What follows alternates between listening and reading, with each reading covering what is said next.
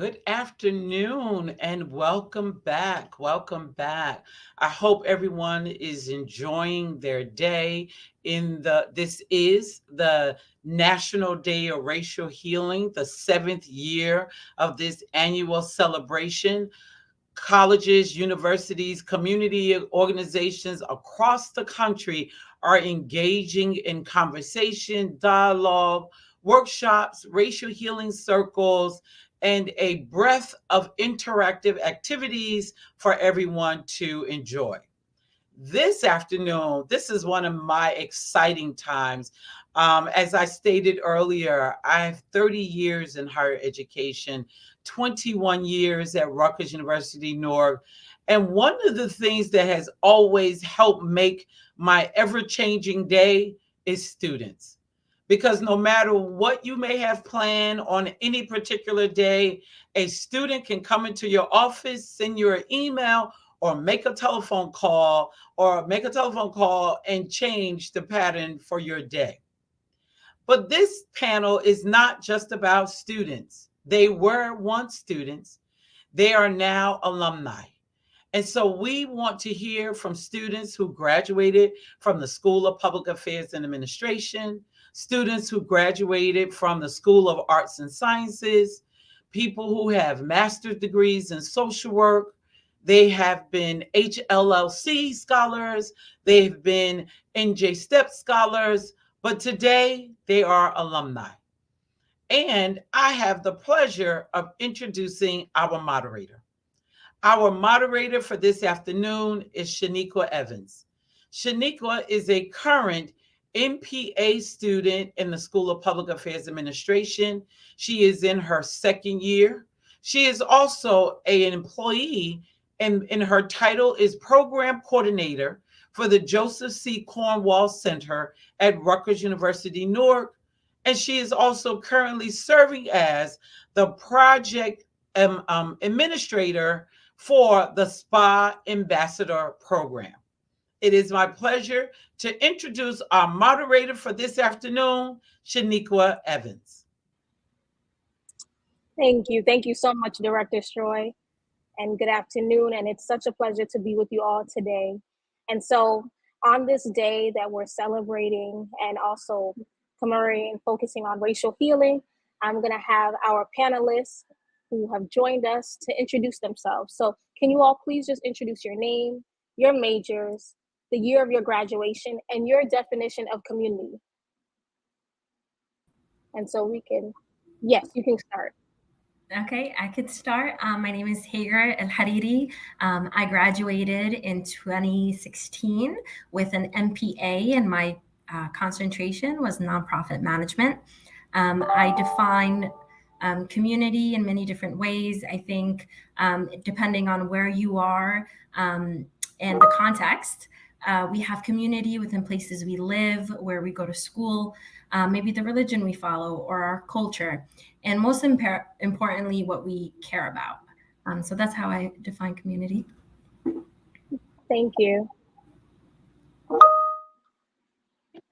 Hi, I'm Geraldine Thompson, class of 2011 with my degree in psychology.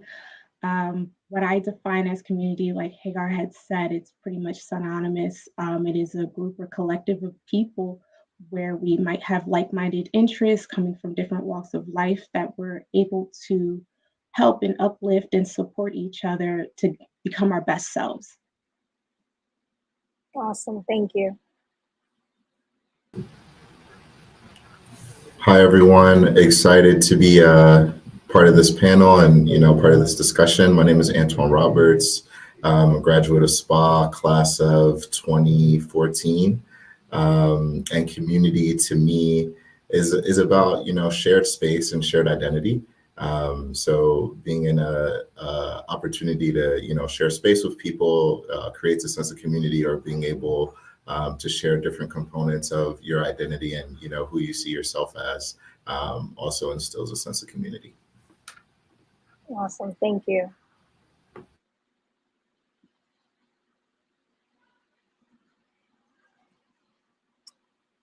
Emmanuel, I think you're muted. Okay, good afternoon, everyone. It's a pleasure to be here with everyone. My name is Emmanuel Mervelis. Um, I'm a 2020 graduate. I graduated from the School of Social Work. Presently, right now, I'm a program manager. And community to me is a lot of things. To me, community is a group of people who share an identity of forming a narrative. These people share a story that's kind of like so important within themselves that it kind of define themselves within that set community. Community is just more than, to me, just more than a group of people living in a particular area. It's people who lean on each other through tough times. It's friends, it's family, it's neighbors who love, support, and encourage one to push further, to push harder. So in my sense of community, all I could think of like connectedness, support, and being helpful. Awesome. Thank you. Thank you all for introducing yourselves as well as sharing your definition of community. And I think this segues very nicely into our next question. And so when you all consider community, what was your reason for selecting Rutgers University Newark to attend? And what was your most memorable experience? And just like we did before, anyone can feel free to jump in and answer the question.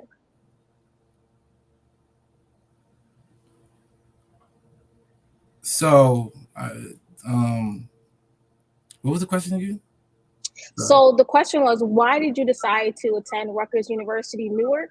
And what was your most memorable experience? Okay, so I got accepted into the school of, I got accepted to Newark and New Brunswick. So when I took a tour of New Brunswick, it was so big, like so big, so huge. And I'm like, I could kind of get lost in this system. And when I went to school, I was like an older graduate. I was in school like in my early 30s. So I said, I'm, you know, when you're a little older, you kind of need things to kind of be your way, a little bit, not too out the norm. So for me, I was like, you know what? I need something smaller. And when I got on the campus, it was just like, yeah, I need this because I saw so many different pigmentation, so many different identities. Like everybody, they don't know you from a can of paint, but everybody's saying hi. And I'm like, okay, cool. Like, you know, like it was welcoming there for me. And I'm glad that I made that decision because the family that I got from there, the support that I got from there was like huge, big. I have two.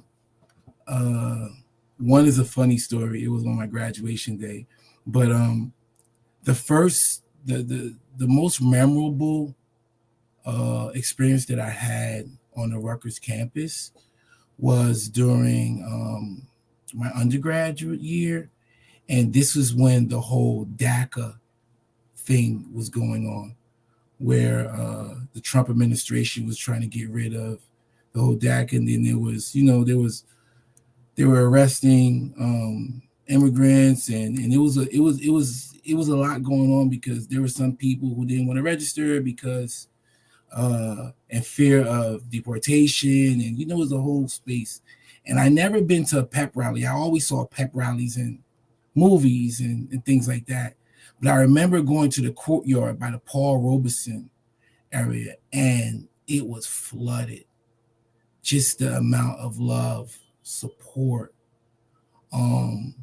people from all aspects of life just here to support and one voice to uplift, to advocate. That was great to me. And I you know, I'm talking about it and it's giving me goosebumps because that's the first time I ever seen a camaraderie like that within one space. And that's why it kind of helped me accept the fact that, you know, this was the right decision for me. I loved it. Thank you so much for sharing, especially that powerful story. Yeah, thank you. Anyone else? I could go. I selected Rutgers Newark because of the School of Public Affairs and Administration. At the time, Dean Stroy made me feel so welcomed. And she just made me feel home. And I think one of the most memorable experiences that I've had in Rutgers Newark was my freshman year. I did an internship at the HUD Tenants Coalition. I was raised in Central Jersey, a very not diverse place at all. I was most of the time the only person that was not white. And most of the time I was the only Muslim person. And at the time it was in a very questionable part of Newark that I did the internship, and I'd have to walk around the different HUD houses and rally the community together to advocate for themselves. And one time, the person that I was interning with had to leave, and she said, "Are you okay getting back to campus alone?" And I was like, "Oh my God!" I mean, I'm this little freshman girl walking around by herself. And I was like, yeah, I'll be fine. And I was walking and I encountered a very questionable interaction going on. And I was like, should I cross the street? Should I get away from the situation? And I was like, no, I'm fine. I'm okay. And I walked. And I remember the two gentlemen bowed down. They said, "Assalamu alaikum, sister." And I realized I had Muslim privilege in Newark, and I never, questioned if I was accepted in the community in Newark. From that moment on, I felt very safe. And it just made me feel like, you know what, I could do it. I could walk around all parts of this town and the city, and I was accepted. So it was a very humbling experience.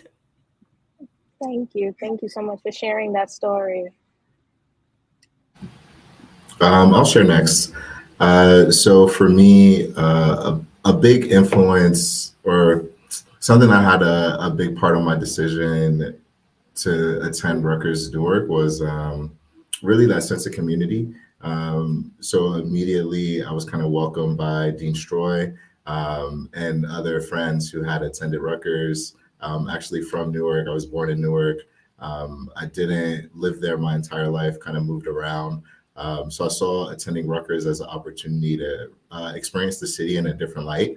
So I kind of leaned into that heavily, finding ways to get involved, whether it was volunteering and getting organized around community gardening, or engaging with local residents around different initiatives to attract local businesses, or getting connected with local nonprofits. All of those things were different things that really stood out to me about my opportunity at Rutgers.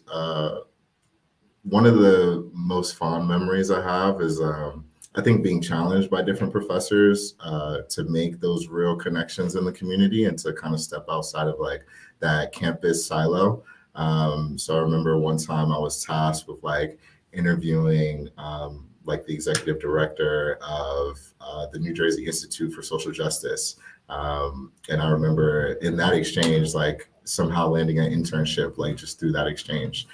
So I'll forever be grateful to those kind of professors who really pushed you to, step outside of campus and make a real connection with people who are doing the work that you're aspiring to do in the future. So super grateful for that. Thank you. Thank you. Okay, I'll go. When I was applying for undergrad, I got accepted to virtually every college I applied to, I got in. So, I had a huge bucket of schools to look into. So I started doing visits, and it wasn't until I came to Newark to do their open house is when I realized, okay, I could really see myself here. I just saw the community. I saw myself there. I seen so many different shades and, ethnicities across the campus, and everyone was just so friendly and inviting. And it just really felt like home for me. So it was pretty much a no-brainer once I did the visit. And I'm also from Central Jersey. So what's funny is that a lot of the classmates that I had in high school all went to New Brunswick campus. So even when I went to go visit there, same thing as Emmanuel, it was too big. It was just too much. It was too busy going on. I was like, I have to take a bus to class. I'm going to miss class. I already knew it. So it wasn't until going to Newark and seeing all that it has to offer. And what probably was the cherry on top is that it felt like it gave me the HBU experience that I knew I wasn't going to get anywhere else. So once I came in, got into the school, started, I knew I was in the right place. There were so many people willing to help in all the majors, the TAs. I think my best years were probably the year I became a resident assistant in the grad building. So that was definitely like by far my favorite time, interacting with even more students that I would never met before outside of my majors. Just having that type of interaction, I think was the best. And also being an RA, you had to pretty much put yourself out there because you had to be a part of the people. You had to be the community. You had to be the face of the community to make sure that everyone felt just like how I did coming in, felt like, you know what, this is where I do belong. And I think that's it. Yeah, that's probably like the best way I can explain it. Thank you. Thank you all so much. As you all were speaking, I just kind of picked out a few words or phrases that stood out to me collectively. And, you guys talked about seeing yourself, acceptance, camaraderie, community, and being challenged with new experiences that really developed who you were as individuals and added to that overall experience. So thank you all for sharing those experiences with us today. And with that being said, thinking about your definitions of community, when you were at Rutgers University, Newark, where or who did you find community with?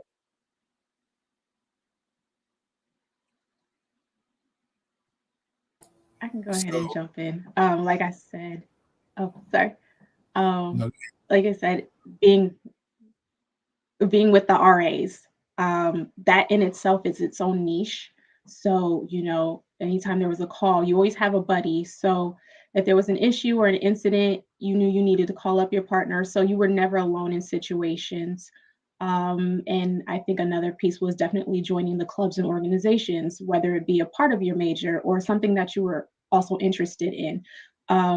Prior to, I was pre-med, so I was a part of the MAPS, and I eventually became secretary. So it was, with like-minded individuals who are trying to achieve the same goal. So in those type of meetings, we would sit down and talk and just discuss anything that we're dealing with, any classes. And from there, we also got additional insight.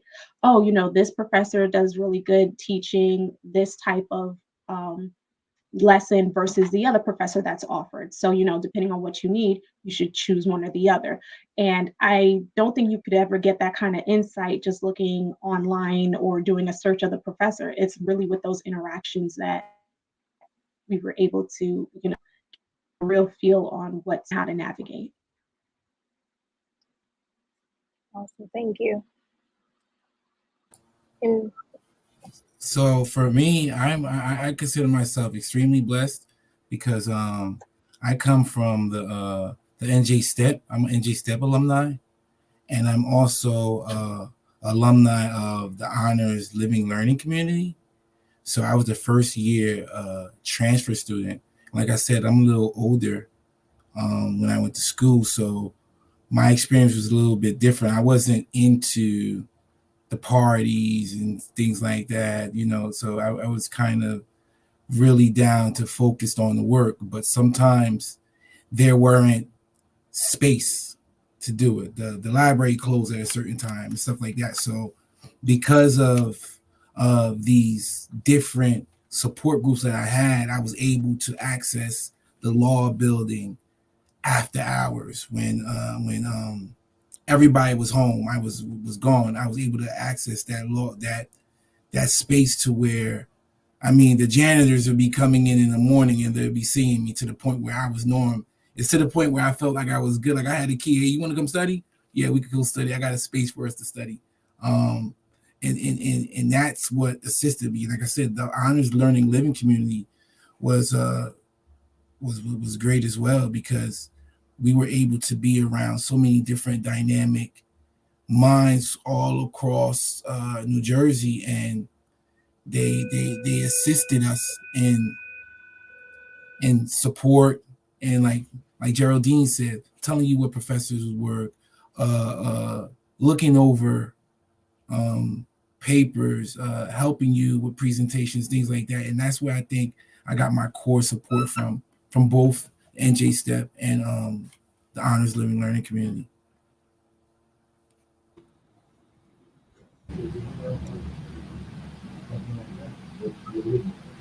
So I found many different communities on campus, and especially within the SPA program.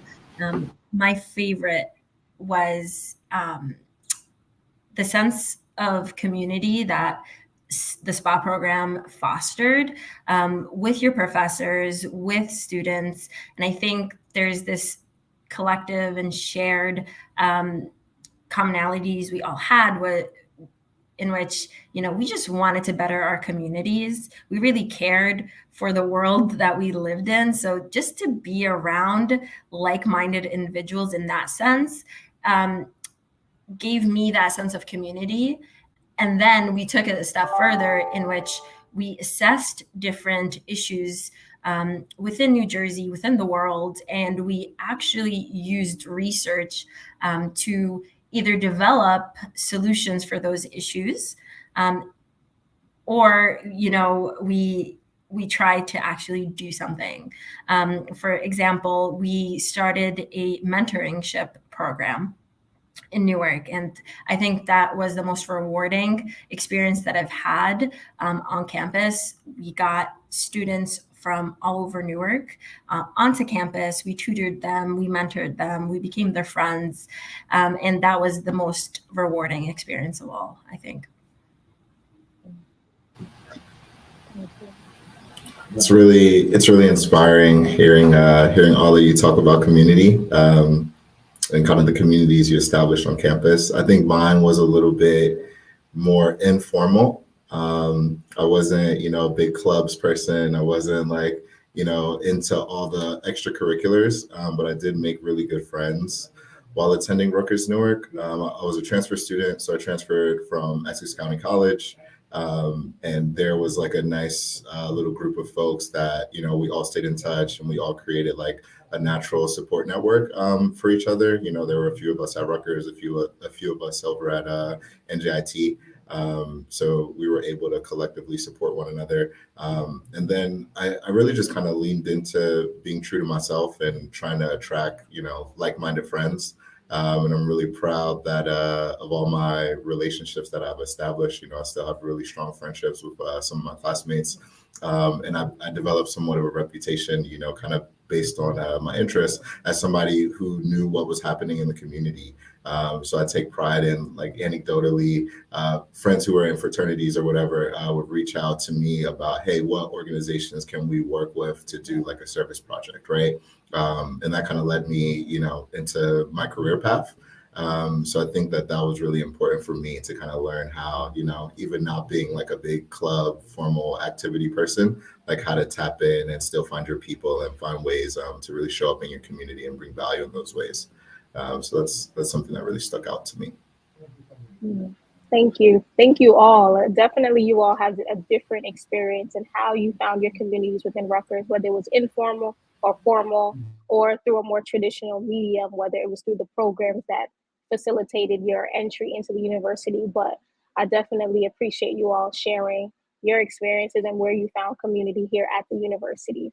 And with that being said, with your experiences being so diverse, Rutgers University Newark has earned the status of being #1 as the most diverse institution in the country for the past 20 years. And it still remains in the top 20, according to the U.S. News World Report. And with that being said, how important was that ranking during your experience at Rutgers University Newark? I think that ranking was really important, but not just the ranking and what that means on paper, but the experience that ranking presents. So as somebody who works, in the community engagement space now to this day, I think having the ability to develop relationships with people from all different backgrounds, to be able to build camaraderie around, shared beliefs or interests or values. Those are skill sets that, I tap into literally every day. And when we talk about diversity, whether we're talking about age, ethnicity, race, country of origin, native language, I think there are like a lot of commonalities that we as people share, that once you're given the experience of, interacting and, being, in some ways forced to be in community with diverse groups of people, that, we're all kind of challenged to learn the ways that we can all get along, not to be cheesy, but the ways that we can all get along, to achieve a certain desired outcome, so at Rutgers, it's like, we're all trying to get along to the desired outcome of graduation or like, getting into our career fields, but out working in the field and community engagement, I'm always challenging myself to find, what are the commonalities that I can organize these people around to understand that, collectively we can achieve like some shared outcome, even if we have our own differences. Thank you. I agree with Antoine. And I think that was my favorite aspect of going to school in Newark, is that you just don't get that experience anywhere else in the world. And it's such a privilege, I think, to be in a classroom with people of different races, people from different countries. I was in class with students from China, Japan, South Korea, Turkey at some point. And it was fascinating to hear their take on certain topics. And I think that's just a privilege that we maybe like going to campus every day didn't realize until I think I left. And I'm like, oh, wow, like I had such an amazing experience that people that go to different campuses might not get. And I think that really led to just a growing ability that I had, was that my beliefs were constantly and consistently questioned. And that can make a lot of people feel uncomfortable, I think. But then when you're in this classroom setting where these diverse topics are discussed and you are just able to listen to different opinions, you really grow as a person. And that is just an experience that I will be forever in debt to. So that's it. Thank you. Thank you. Truth be told, I didn't know about the rankings until I was already in. I think I found out about it sophomore year that we were ranked number 1 at the time. And I was like, oh, is that true? And then it wasn't until I really started paying attention on who's in my class to really see that, no, this is really legit. Like I thought it was diverse, but I didn't know that it was so substantial compared to, possibly going across the street to a different campus or, visiting other friends and just walking around and seeing, yeah, it's not the same. My experience is a lot different. I see and I learned so many more information about different cultures and, people's upbringings and comparing it to mine. And it, like Hagar said, it was just a constant conversation to be had. And in a lot of ways, it was challenged because you're learning about some things and you're like, well, that didn't happen to me. Oh, let's expound more on that. I'm curious and now I'm interested. And, and it was just a level of respect at the same time of the differences that really, drove home the point of how diverse the campus is and how willing and open people are to receive that. Very true. Thank you. Thank you. So like Geraldine, I didn't know prior to coming in that it was ranked number 1. I didn't know that as well. However, once I got onto the campus and I started interacting with different people, I realized how diverse it was. Like I said, prior to, I was part of the Honors Living Learning community, and it was a battle of the intellects, right? And I think that's what diversity brings into this space, especially in Rutgers, right? Because we all come into this ideology that we're all here for the same thing, and that's upward mobility, right? And in the upward mobility, we're going to find challenges, different upbringing, different cultural identity, different things like that. And I think what helped me understand that the diversity is real is because we were able to engage with healthy conversation, whether we agreed or disagreed with the point.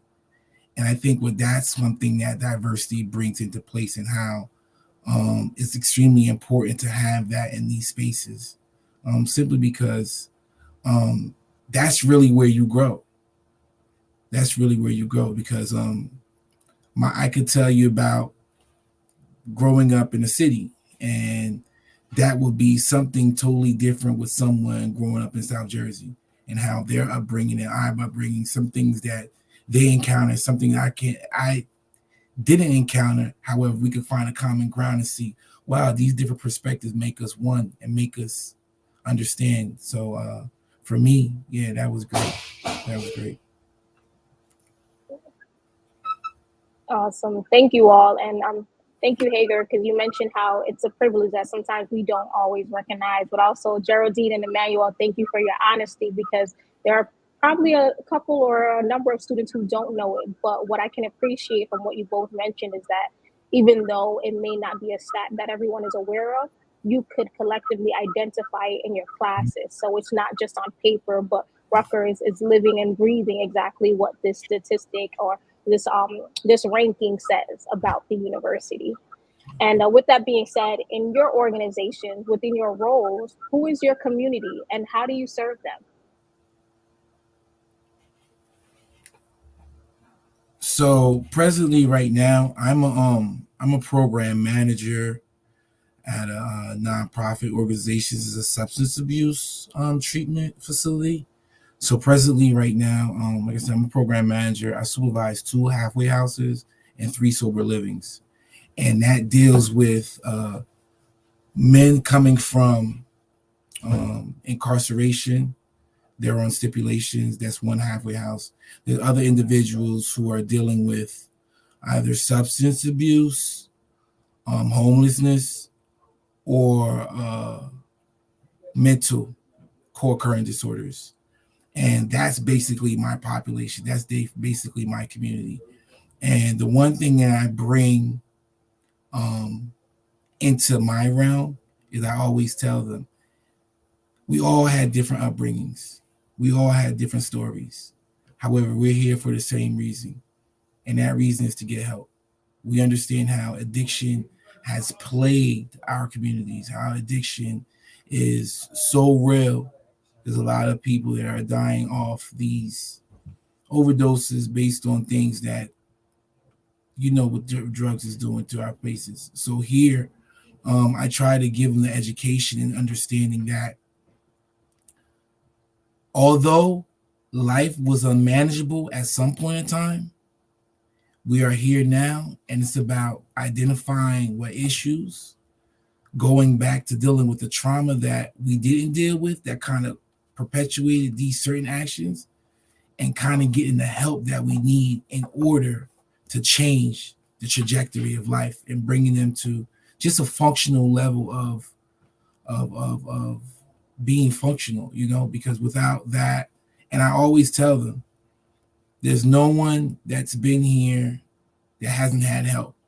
We are all testaments of that. We're speaking about community. We're speaking about all this. We could never say that we are here without any help. And that's the kind of dynamic that I bring into my space and dealing with my guys and supervising with my staff and things like that.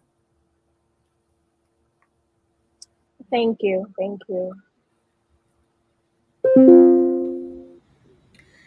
So I'm a senior partnership manager actually at the International Rescue Committee for the New Jersey Office for Refugees.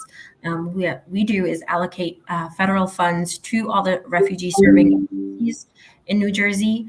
So my community are refugees fleeing their countries for a better life, and they just so happen to end up in New Jersey. And what's beautiful about my work is that we have to tap into communities all over New Jersey to really get our work done. and the outpour of love and support that you will consistently find is very beautiful. For example, in the past year, there has been a lot of Haitian migrants coming that receive, a title called the Cuban Haitian Entrance Program.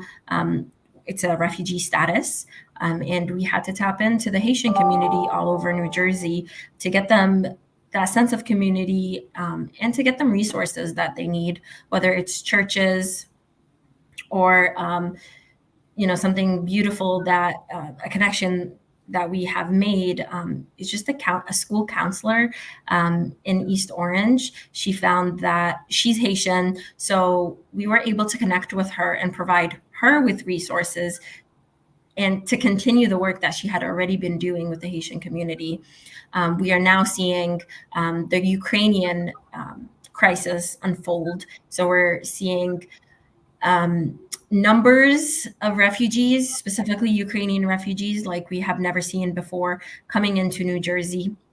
And now we are tasked with finding those communities that want to help and to really, the goal is to allow refugees to integrate into society, to make them self-sufficient, and to provide them with resources to allow them to live.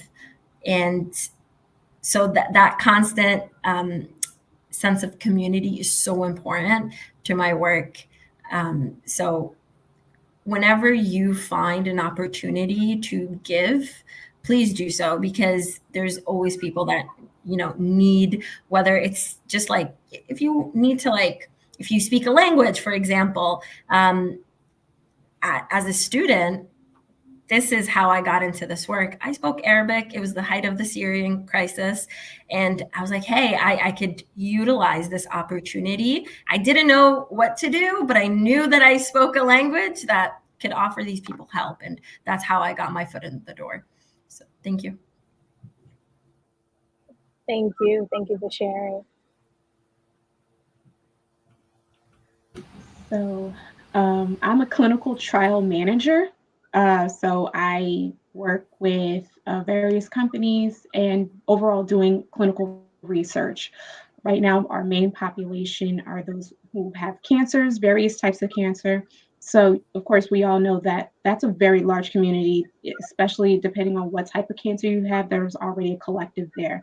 So, in terms of diversity for us within the company, we're always relentless on trying to make sure that we have enough representation for the studies, that, the treatments aren't tailored to one specific group. But at the same time, we're trying to figure out ways to educate as well to show that we've come such a long way from what it was before with all the laws and the guidance and guidelines that we have now further developed to give these opportunities to people who need it. And sometimes we just fall short, to be honest. But the conversations are always ongoing. The teams are always interested on what can we do, who can we reach out to, what can we do to make it better, how can we really be approachable to the populations. And really, for us, at least in my level, is that we're just working relentlessly every day, doing our best to make sure that patients get what they need, they get the supplies, the institutions, hospitals, clinics, whatever, and whoever is involved have what they need and be supported, and for us to be in the background to champion for them as well when we see something lacking or we see a new piece of information that we want to disseminate it to the public to let them know that, hey, this is what's going on with the studies. Here's a treatment option. Because for me, anecdotally, there was one patient who enrolled in a study and they were actually Haitian, and I'm Haitian. So it just made me so excited to see, because I know within a lot of the Caribbean communities and communities of color, they're very, apprehensive about research, because at the points that I'm working in, this is the first type of treatment. This might be their last resort.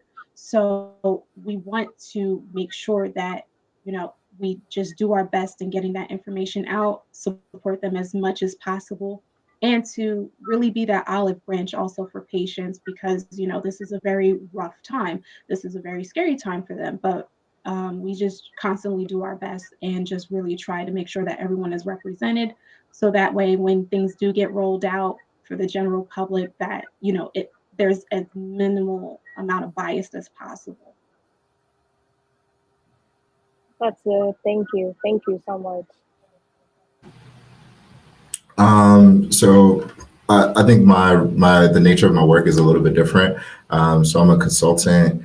Really, essentially, I help all different types of entities with community engagement. So I help them either execute like an activation, so like some sort of community-based event, help them conduct focus groups or interviews, and then also help them with storytelling, right? So sometimes they have a product or an initiative and they really want to be able to tell the story of how that is coming to life out in the community. So I'll go and I'll work with some people who are directly impacted by that to be able to tell that story through, all different media forms, whether it's, through photography, video, or working with press, right?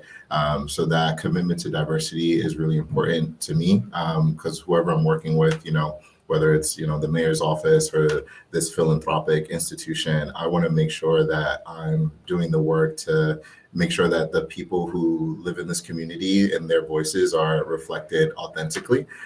So this is work that I did in New York, where it was a little bit easier because I was more familiar with those communities. And then now I live in Southern California. So living in Los Angeles, I was not familiar with Los Angeles. So I had to do the work to really understand the different community and neighborhood dynamics that exist here, understand the history of that. And then my work now, one of my clients is like really active in San Diego. So now going out to San Diego to kind of do the same, and that involves engaging with elected leaders, interacting with local nonprofits and their executive directors to get a sense of, what are the real issues that impact the community that, the folks that are hiring me don't necessarily know about, right? And then how do I communicate those issues back and make sure that, we're building like synergy and like authentic buy-in. So yeah, utilizing a lot of the same experiences and skill sets that I developed at Rutgers, where I'm bringing sometimes, that commitment to diversity, equity, and inclusion into spaces where that's not necessarily a priority. And it's my role to really communicate why it needs to be a priority for us to, effectively execute our goals. So that's how, community engagement kind of actively plays a role in what I do in the day-to-day. Mm-hmm. Thank you. Thank you all so much for sharing what you do and how you serve your communities. And what I love about what you all just said is that every one of you serve in a different way, and that's diversity in and of itself. And Geraldine, you mentioned earlier that you're acting as a champion and being an olive branch. And I think that's what each of you are doing essentially in those communities. And you're asking a very good question. And I think, Hagar, you talked to this a little bit earlier. How can I help? And that's a very simplistic question that you all have asked and given of your time based off of the answers of the community. And so thank you. Thank you for sharing. And with that being said, how important is it for you to work in a diverse environment? On a scale of 1 to 10, how important is it to work in a diverse environment? 10. It's a 10 for me. For sure.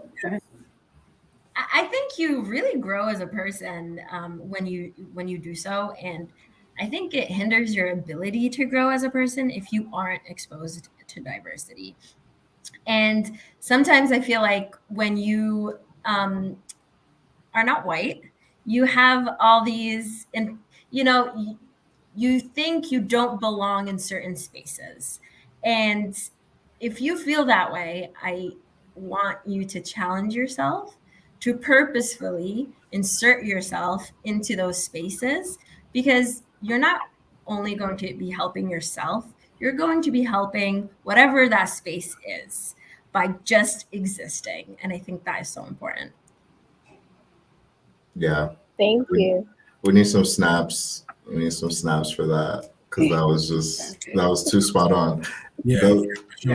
The thing I would add, and this is something that I've kind of had to learn throughout my own personal professional experience, is to make sure that when we talk about diversity, that we're talking about like capital letter D diversity.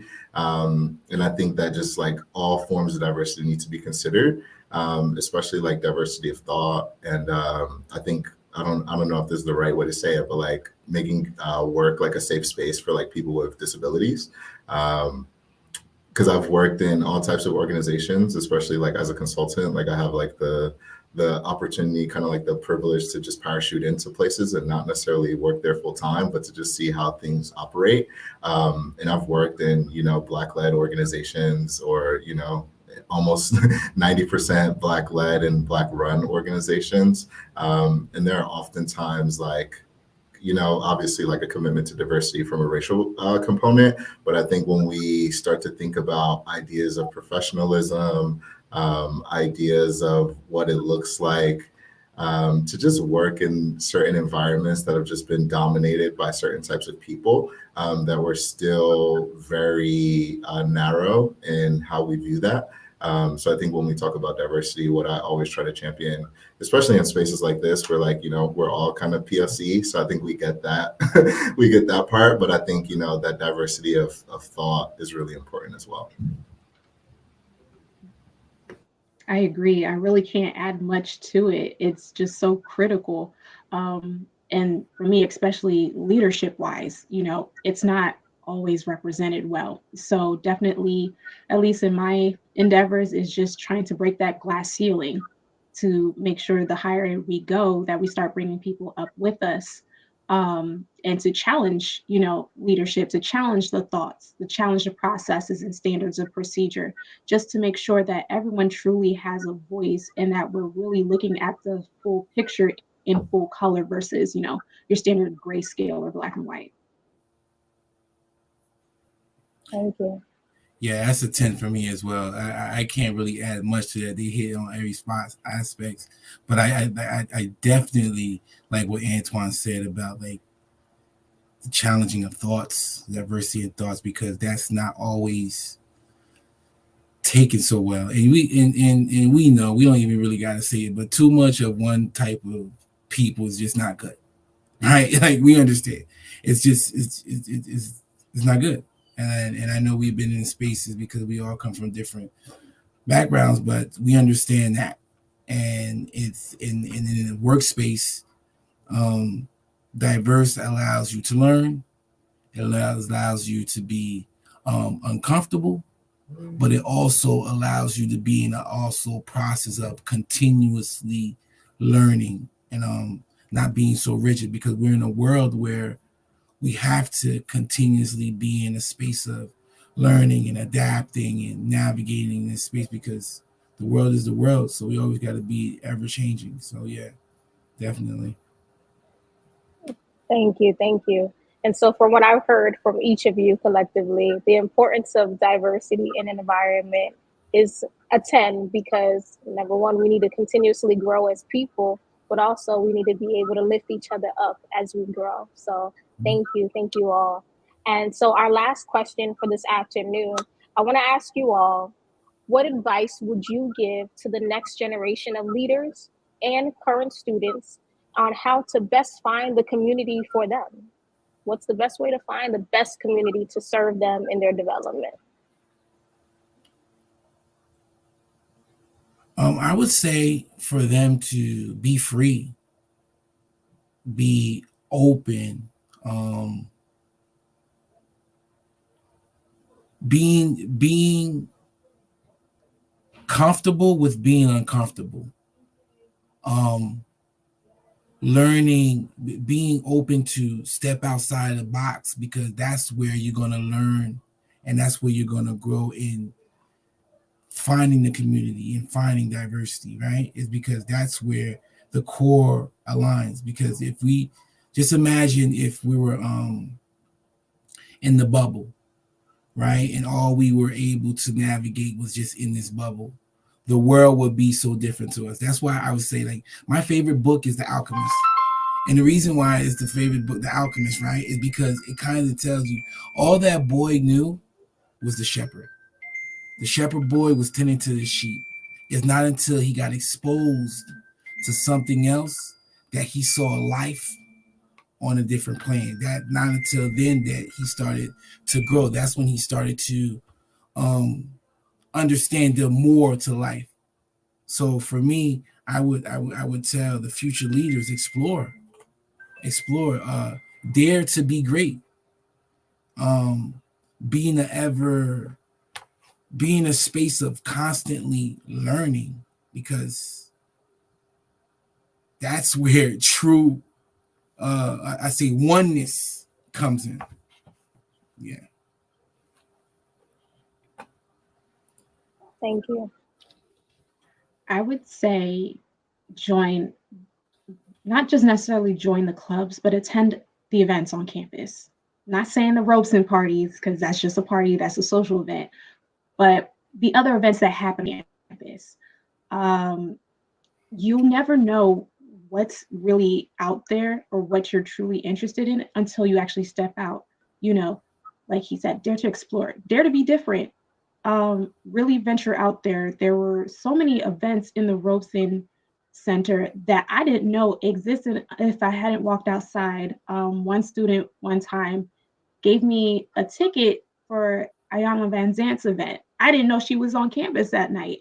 And it wasn't until then I was like, wait, there's so much more to explore. There's so much out there that's available to us as a student. And sometimes you need to seek it, but other times you just need to go outside, walk on the yard. You'll be able to find community, sit next to somebody different in class and be like, hey, what you looking into? Or hey, can you help me with this project or something like that? Or especially living on campus. Dorm life will definitely engulf you in a bubble, but it's a good bubble because you'll then be able to learn, understand, and explore. So, but definitely attend events. Yeah, I would just add couple things. So I think like tapping in is super important. Like tap into the community around you, what you have on campus, but then also what you have in the surrounding neighborhood. So you got Newark Museum right there. Go walk down Halsey Street, say what's up to some of the local business owners, and just really tap in. Like you have a lot right there at your fingertips. Another plug for the Alchemist, right? It's like everything you need is right there. Like you already have access to it. So make sure you tap into those things. And then I always give my little brother this advice too. Is like build with your friends. Like so often you feel kind of locked in with your existing friends to kind of just talking about the things that y'all always talk about or doing the things that y'all always do, because you almost assume that they're not interested in other things, like they're not a fully fleshed out human being like yourself. So I would challenge you to have like different conversations with your friends. If you come across something that you're really interested in, raise it, and then you might find that y'all have a whole new shared interest where y'all can talk about maybe a little bit more than you think. It doesn't necessarily have to be about coursework. It could be about like, real estate, or it could be about like community development. But I would challenge you to, really tap in with your community, build with your community, and build with your friends. Thank you.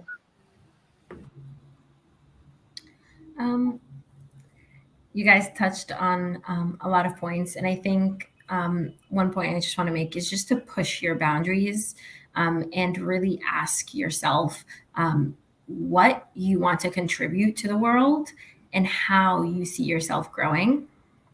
And don't be scared to go into spaces that you might think you don't belong.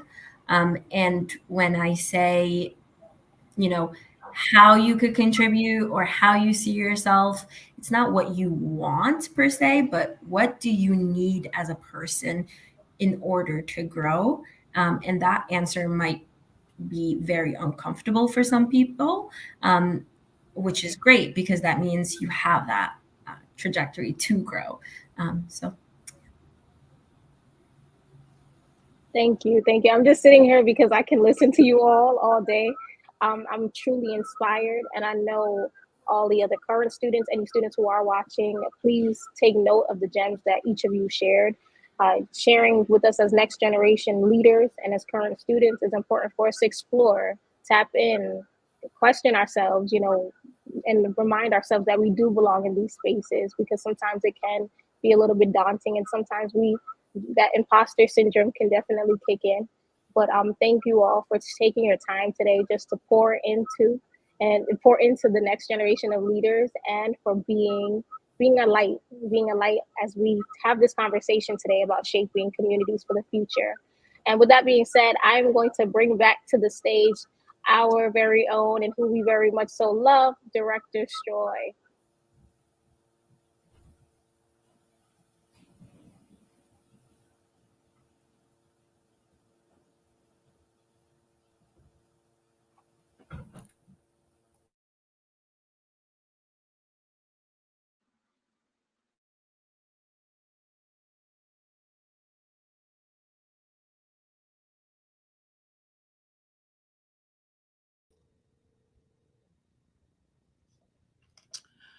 I can sit here and just listen to you all day long. And I appreciate the fact that you all listened.